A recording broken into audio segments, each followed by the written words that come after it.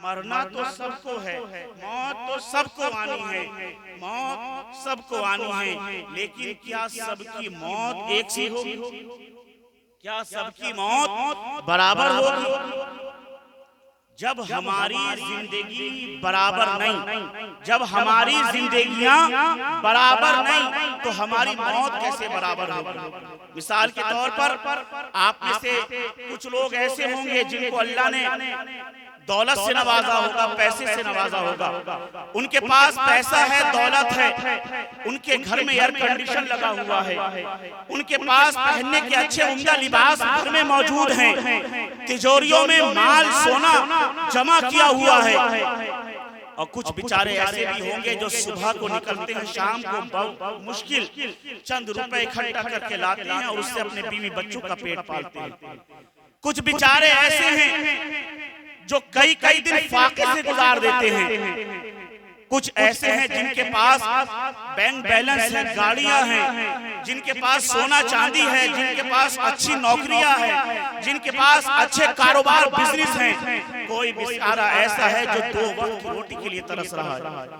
हमें और आपने ऐसे बहुत से लोग हैं हमारे माशरे में, हमारी सोसाइटी में, कि किसी के पास 2 मंजिल अच्छा मकान है, उसमें टाइल्स मार्बल उम्दा किस्म के नक्शो निगार हुए और बेचारा कोई ऐसा है जिसके पास सर छुपाने के लिए छप्पर भी नहीं, झोपड़ी भी नहीं, तिरपाल भी नहीं, फुटपाथ पर जिंदगी गुजार रहा है। तो हमारी जिंदगियां एक सी नहीं, कोई अमीर है, कोई रईस है, कोई पैसे वाला है, कोई ताजिर है, कोई बिजनेसमैन है, कोई अच्छी नौकरी कर रहा है, कोई बेचारा 2 वक्त बड़ी मुश्किल से अपना गुजारा कर रहा है, कोई मजदूरी करके गुजारा कर रहा है, कोई रिक्शा चलाकर गुजारा कर रहा है, कोई फुटपाथ पर पड़ा हुआ है। जब हमारी जिंदगियां बराबर नहीं, हमारा रहन सहन बराबर नहीं, हमारे बूदोबाश बराबर नहीं, हमारी सुबह शाम बराबर नहीं, हमारा रात दिन बराबर नहीं, हमारा उठना बैठना बराबर नहीं, हमारा सोना जागना बराबर नहीं, हमारा खाना पीना बराबर नहीं, हमारा पहनना ओढ़ना बराबर नहीं, तो क्या हमारी मौत बराबर होगी? क्या हमारी मौत बराबर होगी, एक सी होगी? नहीं नहीं अजीजान मिल्लत इस्लामिया, आए मैं आका करीम सरवरे कायनात सल्लल्लाहु अलैहि वसल्लम की हदीस मुबारक सुनाऊं। अल्लाह के मुकद्दस रसूल सरवरे कायनात सल्लल्लाहु तआला अलैहि वसल्लम इरशाद फरमाते हैं, जब किसी बंदे किसी गुनहगार बंदे की रूह अल्लाह कब्ज करने का हुक्म देता है और किसी गुनहगार बंदे की रूह कब्ज की जाती है, तो उसको इतनी तकलीफ होती है, इतनी शिद्दत होती है, इतनी तकलीफ होती है, जैसे सूती कपड़ा भिगोकर पानी में डुबोकर बबूल के कांटेदार दरख्त पर डालकर कसके से खींच लिया जाए तो उसका ताना बाना बिखर जाता है, जैसे उसका रेशा रेशा बिखर जाता है, धागा धागा खुल जाता है।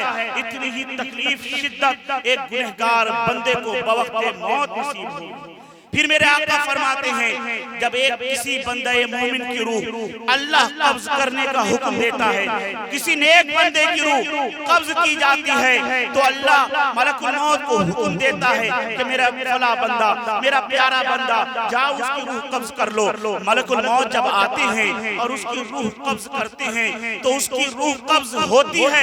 बंदे मोमिन की रूह जब कब्ज होती है तो वो इस तरीके से होती है जैसे आटे में से बाल खींच लिया जाता है, आटे को पता नहीं चलता, जैसे फूल से खुशबू निकल जाती है, ऐसे ही बंदे मोमिन की रूह उसके जिस्म से निकल जाएगी। हजरत मलकुल मौत और हजरत इब्राहिम खलीलुल्लाह अलैहिस्सलातु वस्सलाम बड़ा दोस्ताना था आपका। हजरत इब्राहिम में और हजरत मलकुल मौत में बड़ा दोस्ताना था, एक साथ आते मुलाकात करते। हजरत मलकुल मौत जब हजरत इब्राहिम खलीलुल्लाह अलैहिस्सलातु वस्सलाम को अल्लाह ने अपना खलील बनाया, हजरत मलकुल मौत मुबारकबाद देने के लिए आए। जनाब मलकुल मौत आए हजरत इब्राहिम को मुबारकबाद देने के लिए। हजरत इब्राहिम अलैहिस्सलाम ने फरमाया, है मलकुल मौत, तुम जब बंदों की रूह कब्ज करते हो, तुम लोगों की रूह निकालते हो, कब्ज करते हो, तो किस शक्ल सूरत में जाते हो? मुझे वो शक्ल देखनी है, मैं तुम्हारी वो सूरत देखना चाहता हूँ। जनाब मलकुल मौत ने कहा, मेरी तो अलग अलग सूरतें होती हैं। जब मैं किसी नेक बंदे के पास जाता हूँ तो अलग सूरत में जाता हूँ, किसी गुनहगार के पास जाता हूँ अलग सूरत में जाता हूँ। हजरत इब्राहिम ने कहा मुझे दोनों सूरतें दिखाओ, मैं देखना चाहता हूं कि जब तुम किसी गुनहगार बंदे के पास जाते हो तो किस सूरत में जाते हो।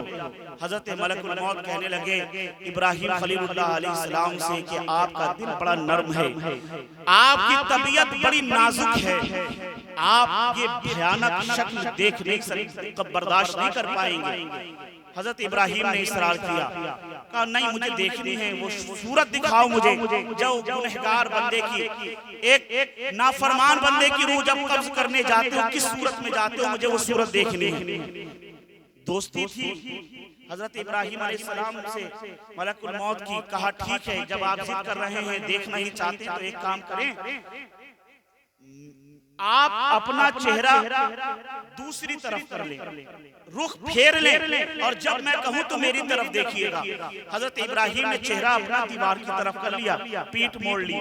कुछ देर के बाद जनाब मलकुल मौत ने कहा कि अब मेरी तरफ देखे। जब हजरत इब्राहिम ने मलकुल मौत की तरफ देखा तो क्या देखते हैं, एक देव पैकर इंसान जिसका सर आसमान से बातें कर रहा है, एक बाजू मशरिक में है, दूसरा बाजू मगरिब में है, जिस्म पर इंसानी कद के बराबर बाल उगे हुए हैं, हर बाल से आग के शोले भड़क रहे हैं, होठ ऊपर का पेशानी से मिला हुआ है, निचला होठ पेट तक पहुंचा हुआ है, आंखों से अंगारे निकल रही हैं। एक निहायत ही बदबूदार इंसान खड़ा हुआ है, बिल्कुल काला हबशी शक्ल का गुलाम, एक हबशी गुलाम की शक्ल का एक इंसान खड़ा हुआ है, जिसके पास से निहायत ही बदबू आ रही है। हजरत इब्राहिम ने जब ये भयानक शक्ल सूरत देखी, आप पर गशी तारी हुई, आप बेहोश हो गए। कुछ देर के बाद इफाका हुआ, होश में आए। होश में आने के बाद जनाब मलकुल मौत से हजरत इब्राहिम कहते हैं कि अगर अल्लाह किसी गुनहगार बंदे पर कोई अजाब ना भी करे, कोई सजा उसकी मुकर्रर ना भी करे, तो तेरी ये सूरत उसके लिए एक अजाब से कम नहीं है। तेरी ये सूरत उस गुनहगार बंदे के लिए किसी अजाब से कम नहीं है। हजरत इब्राहिम ने कहा अब मुझे वो सूरत दिखाओ जो तुम नेक बंदों के पास जाते हो, जो तुम अल्लाह के फरमाबरदार बंदे के पास जाते हो, मैं तुम्हारी वो सूरत देखना चाहता हूँ। हजरत इब्राहिम से फिर कहा अपनी शक्ल दूसरी तरफ करे, चेहरा फेर ले। हजरत इब्राहिम ने चेहरा फेर लिया। कुछ देर के बाद मलकुल मौत कहते हैं अब मेरी तरफ देखें। अब हजरत इब्राहिम ने मलकुल मौत की तरफ देखा, क्या ही देखते हैं, एक निहायत ही खूबसूरत हसीन नौजवान आपके सामने खड़ा हुआ है, जिस्म पर कपड़े निहायत ही नफीस किस्म के सादा लिबास पहने हुए, होठ से होठ ऐसे हैं कि गुलाब की पंखुड़ियां शर्मा जाएं, आंखें शरबती हैं, होठों से बातें करता है तो दिल में उतर जाती हैं। खुशबू ऐसी है कि दुनिया की कोई खुशबू उसका मुकाबला करने को तैयार नहीं। निहायत ही हसीन और जमील नौजवान सामने खड़ा हुआ है। हजरत इब्राहिम फरमाते हैं अगर बंदे मोमिन पर अल्लाह का कोई और इनाम ना भी हो तो मलकुल मौत तेरी ये हसीन सूरत उसके लिए एक बहुत बड़ा इनाम है। खूबसूरत सूरत, तेरा यह हसीन चेहरा उसके लिए बहुत इनाम होगा, बड़ा इकराम होगा। अगर अल्लाह किसी नेक बंदे पर कोई और इनाम ना भी करे। अजीजान मिल्लत इस्लामिया, अल्लाह के मुकद्दस रसूल सरवरे कायनात सल्लल्लाहु तआला अलैहि वसल्लम इरशाद फरमाते हैं कि लज्जतों को तोड़ने वाली मौत को कसरत से याद करो, लज्जतों को तोड़ने वाली मौत को, ख्वाहिशों को तोड़ने वाली मौत को कसरत से याद करो। हजरात मोहतरम, मौत को याद करना चाहिए, मौत की फरमाइश नहीं करनी चाहिए, मौत को याद करना चाहिए, मौत को तलब नहीं करना चाहिए, मौत को याद करना चाहिए। कैसे याद करना चाहिए? जब आप कब्रिस्तान जाएं, अब तो बड़ा बुरा माहौल हो चुका है, अल्लाह हिफाजत फरमाए, इतना बुरा माहौल हो चुका है मुआशरे का, हमारी सोसाइटी का। मुर्दे को दफन करने जाते हैं, वहां पर मीटिंगें शुरू हो जाती है, वहां पर बिजनेस मीटिंगें कब्रिस्तान में हो रही है, कारोबार तिजारती कारोबार की मीटिंगें कब्रिस्तान में हो रही हैं। अभी तो मुर्दे को उधर दफन किया जा रहा है, अभी पट्टे वट्टे लगाए जा रहे हैं, उसे कब्र में उतारा जा रहा है। ये इधर मियाँ साहब बैठ गए, खैर खैरियत पूछी जा रही है, दोस्तों अहबाब के रिश्तेदारों की खैर खैरियत पूछी जा रही है। शादी ब्याह के प्रोग्राम कब्रिस्तान में बैठकर सेट हो रहे हैं। इतना बुरा माहौल हो चुका है। आज हमारा मुआशरा इस तरफ जा चुका है। एक वक्त वो था जब लोग कब्रिस्तान के पास से गुजरते थे तो कब्र की हालत देखकर अपनी हालत के ऊपर अफसोस करते थे और कब्र को देखकर अपनी कब्र की अंधेरों को, अपनी अंधेरी कब्र को याद करते थे, कब्र को देखकर अपने कब्र के खौफ को याद करते थे। अजीजान मिल्लत इस्लामिया, मौत को याद करें। जब किसी मुर्दे को देखें तो याद करें हमें भी एक दिन ऐसे ही मरना है। जब किसी कफन पोश को याद करें देखें तब याद करें एक दिन हमें भी कफन पहनाकर ऐसे ही लेकर चला जाएगा। जब कभी किसी को किसी का जनाजा जाते हुए देखे तो याद करें एक दिन हमारी भी रूह कुफस अंसरी से प्रवास करेगी, हमें हमारा भी जनाजा ऐसे ही लेकर जाया जाएगा। हम भी ऐसे बेजान से पड़े होंगे, हमारे अंदर भी ताकत और कुव्वत और सकत और हिम्मत और जुर्रत नहीं होगी कि हम उठकर कुछ कर सके। उस मुर्दे को देखकर अपनी मौत को याद करें, उसको देखकर अपनी मौत को याद करें। गुनाहों से बचें, गुनाहों से बचें, अल्लाह को राजी करने की कोशिश करें। मौत को याद करें, मौत की ख्वाहिश ना करें, मौत को तलब ना करें। आज हमारे मुआशरे में, आज सोसाइटी का हाल ये हो चुका है, आज हमारे ऊपर जरा सी परेशानियां हमारे सामने आ जाएं, हम मौत मांगने लगते हैं। अल्लाह इससे अच्छा तो मौत दे देता, अल्लाह इससे बेहतर तो हमें मौत आ जाती। मियाँ बीवी का झगड़ा हुआ, मियाँ बीवी में आपस में किसी बात पर टकराव हुआ, फौरन कलमा नाशुक्र ज़बान पर आ जाता है, इससे अच्छा तो मैं मर ही जाता, जहर खा लेता, फांसी लगा लेता। हम फौरन मौत को याद कर लेते हैं। अजीजान मिल्लत इस्लामिया, ये जिस्म जो आप देख रहे हैं, ये जिस्म आपका अपना नहीं है, ये अल्लाह की अमानत है। ये आंखें आपकी अपनी नहीं है, अल्लाह की अमानत है। ये कान आपके अपने नहीं है, अल्लाह की अमानत है। ये अल्लाह का कितना बड़ा एहसान, करम, नवाजिशें आपके ऊपर हैं, आप नहीं समझ रहे। अगर आपको अपने जिस्म की बनावट का अंदाजा करना है, ये अल्लाह का कितना बड़ा करम है। किसी फालिज याफ्ता को देखिए, किसी मफलूज को देखिए कैसे बिस्तर पर पड़ा हुआ है।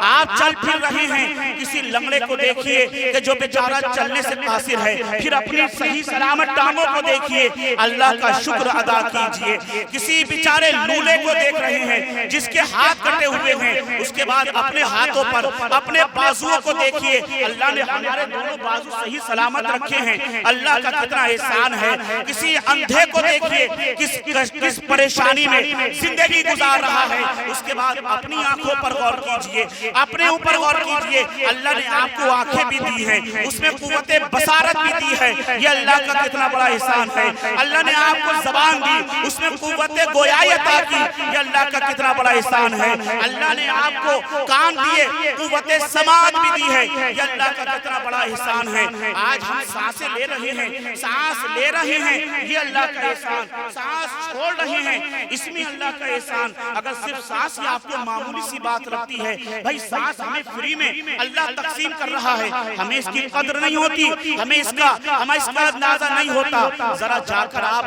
चक्कर लगाएं, आपके पड़ोस में आसनसोल है, रानीगंज है, जाकर देखें। किसी बड़े हॉस्पिटल पर जाएं, आईसीयू वार्ड में जाएं, जाकर देखें कितने बेचारे पेशेंट वेंटिलेटर पर पड़े हुए हैं, वो एक सेकंड की सांस का पैसा अदा कर रहे हैं। 24-24 घंटे उन्हें मशीनों पे रखा हुआ है। वो जो सांस, ऑर्डिनरी सांस उन्हें दी जा रही है, वो जो उन्हें एक मसनूई सांस दी जा रही है, हजारों रुपए खर्च करने पड़ रहे हैं, लाखों रुपए खर्च करने पड़ रहे हैं। उसके बाद तकलीफ अलग से होती है, परेशानी अलग से होती है। भाई परेशान है, भैया हॉस्पिटल में है, भतीजा परेशान है, चचा हॉस्पिटल में है, भांजा परेशान है, मामा हॉस्पिटल में है, बाप परेशान है, बेटा हॉस्पिटल में है। फ्री की सांस अल्लाह दे रहा है, हमें इसका एहसास नहीं होता, हम इसकी कदर नहीं करते।